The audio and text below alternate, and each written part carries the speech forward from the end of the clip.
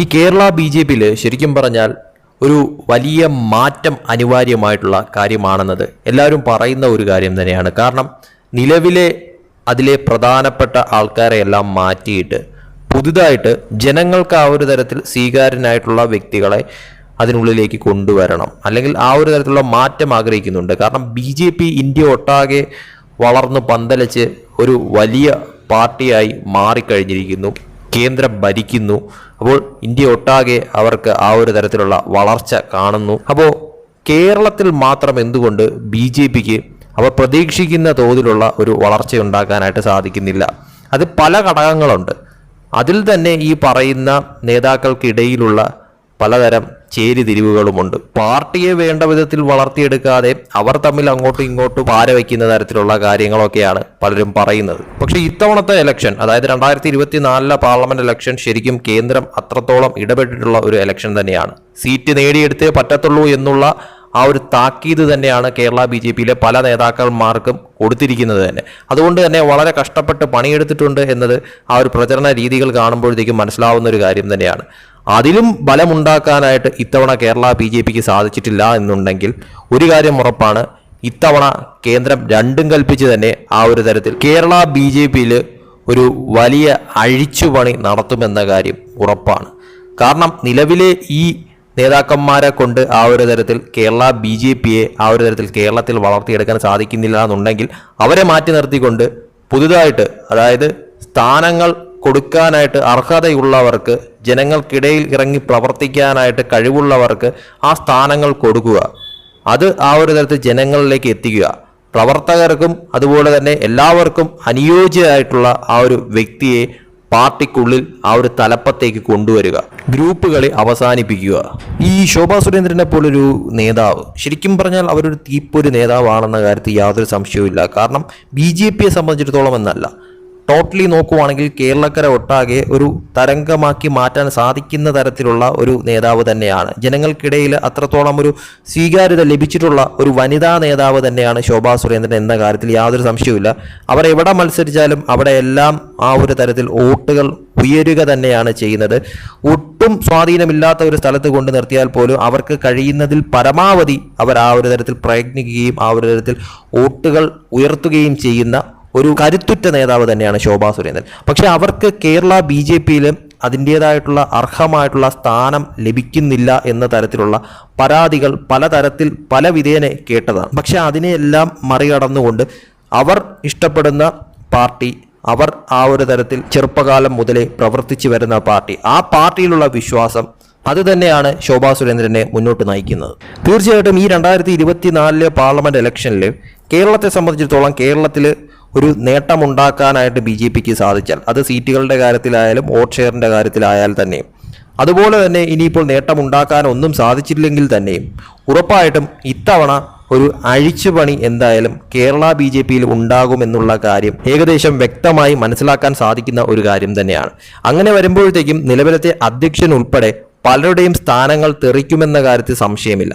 പക്ഷേ അങ്ങനെ അധ്യക്ഷനെ മാറ്റിയിട്ടോ അല്ലെങ്കിൽ വേറെ ഒരാളെ കൊണ്ടുവന്നു എന്ന് കരുതിയിട്ടോ BJP കേരളത്തിൽ മാറാൻ പോകുന്നില്ല. പകരം അതിന് കഴിവുള്ള, അല്ലെങ്കിൽ ആ ഒരു തരത്തിൽ ജനങ്ങളിലേക്ക് ഇറങ്ങി പ്രവർത്തിക്കാനായിട്ട് പറ്റുന്ന തരത്തിലുള്ള ഒരു കരുത്തുറ്റ വ്യക്തിയെ തന്നെ കൊണ്ടുവന്നാൽ മാത്രമേ കാര്യം നടക്കത്തുള്ളൂ എന്ന കാര്യത്തിൽ യാതൊരു സംശയവുമില്ല. ഇപ്പോൾ തമിഴ്നാട് പോലുള്ള ഒരു സ്ഥലത്ത്, തമിഴ്നാട്ടിൽ അണ്ണാമലൈ എന്ന് പറയുന്ന വ്യക്തി അവിടെ ഉണ്ടാക്കിയെടുത്ത ഒരു ഓളം എന്ന് പറയുന്നത് ചെറുതല്ല എന്നുള്ളത് വ്യക്തമായിട്ട് മനസ്സിലാക്കിയ ഒരു കാര്യം തന്നെയാണ്. ഈ ഒരു തെരഞ്ഞെടുപ്പിൽ തന്നെ തമിഴ്നാട്ടിൽ BJPക്ക് സീറ്റുകൾ കൂടുമെന്നാണ് പല സർവേയും പ്രവചിക്കുന്നത്. അതുപോലെ തന്നെ അണ്ണാമലൈ ജയിക്കുമെന്ന് വരെ പറയുന്നു. അപ്പോൾ അങ്ങനെ വരുമ്പോഴത്തേക്കും തമിഴ്നാട്ടിൽ ആ ഒരു മാറ്റം കണ്ടു തുടങ്ങി എന്നത് വ്യക്തമാണ്.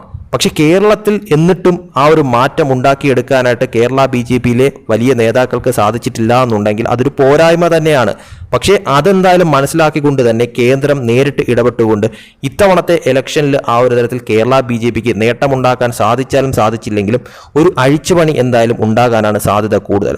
പക്ഷേ അങ്ങനെ ഉണ്ടാകുമ്പോൾ തന്നെയും അതിൽ ആരായിരിക്കും കേരള BJPയിലെ തലപ്പത്തേക്ക് വരിക, അധ്യക്ഷ സ്ഥാനത്തേക്കായാലും എന്തിനായാലും ആ ഒരു തരത്തിൽ അർഹിക്കുന്നവർക്ക് ആ ഒരു സ്ഥാനം കൊടുക്കുക എന്നുള്ള ഒരു ഇതുണ്ട്. തീർച്ചയായിട്ടും പലരും ആഗ്രഹിക്കുന്ന ഒരു കാര്യം ശോഭാ സുരേന്ദ്രനെ BJPയിലെ തലപ്പത്തേക്ക് കൊണ്ടുവരണം എന്ന് തന്നെയാണ്. കാരണം കേരള BJPയിൽ ശോഭാ സുരേന്ദ്രൻ ആ ഒരു തരത്തിലുള്ള അർഹിക്കുന്ന സ്ഥാനം ലഭിക്കണമെന്ന് തന്നെയാണ്. അവർക്ക് അതിനുള്ള കഴിവുണ്ട്, അവർ അതിന് അർഹയുമായിട്ടുള്ള ഒരു വ്യക്തി തന്നെയാണ്.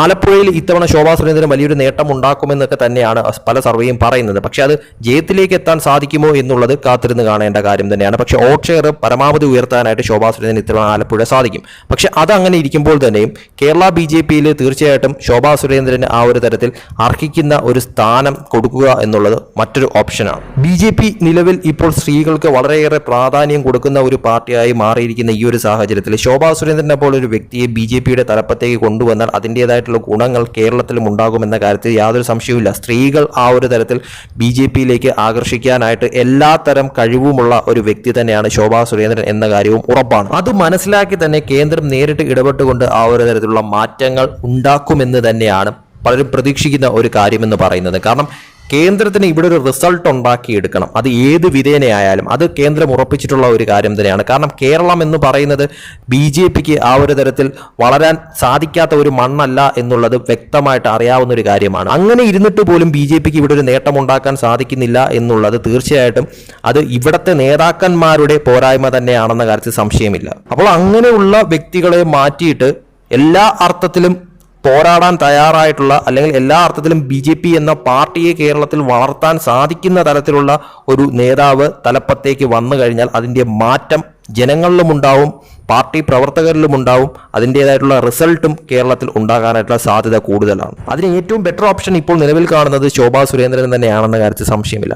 അതോടൊപ്പം തന്നെ കേന്ദ്രം നേരിട്ട് ആ ഒരു തരത്തിൽ ഇനി അങ്ങോട്ടുള്ള നാളുകളിൽ ഈ 2026 ഇലക്ഷനൊക്കെ വെച്ച് നോക്കുമ്പോഴത്തേക്ക് പലതരത്തിലുള്ള മാറ്റങ്ങൾ എന്തായാലും ഇവിടെ ഉണ്ടാകും. അതുപോലെ തന്നെ ഈ രാജീവ് ചന്ദ്രശേഖർ, അതായത് കേന്ദ്രമന്ത്രിയായിട്ടുള്ള രാജീവ് ചന്ദ്രശേഖർ, തിരുവനന്തപുരത്ത് മത്സരിക്കുന്ന രാജീവ് ചന്ദ്രശേഖർ ആയാൽ തന്നെയും ഇനി അങ്ങോട്ട് കേരള BJPയിൽ ആ ഒരു തരത്തിൽ ഒരു നിറസാന്നിധ്യമായിട്ട് ഉണ്ടാകുമെന്നൊക്കെ കേൾക്കുന്നുണ്ട്. പല ചുമതലകളും ഈ പറയുന്ന രാജീവ് ചന്ദ്രശേഖരിലേക്കും പോകുമെന്നും കേൾക്കുന്നുണ്ട്. അതൊക്കെ തീർച്ചയായിട്ടും വളരെ നല്ല കാര്യങ്ങൾ തന്നെയാണ്.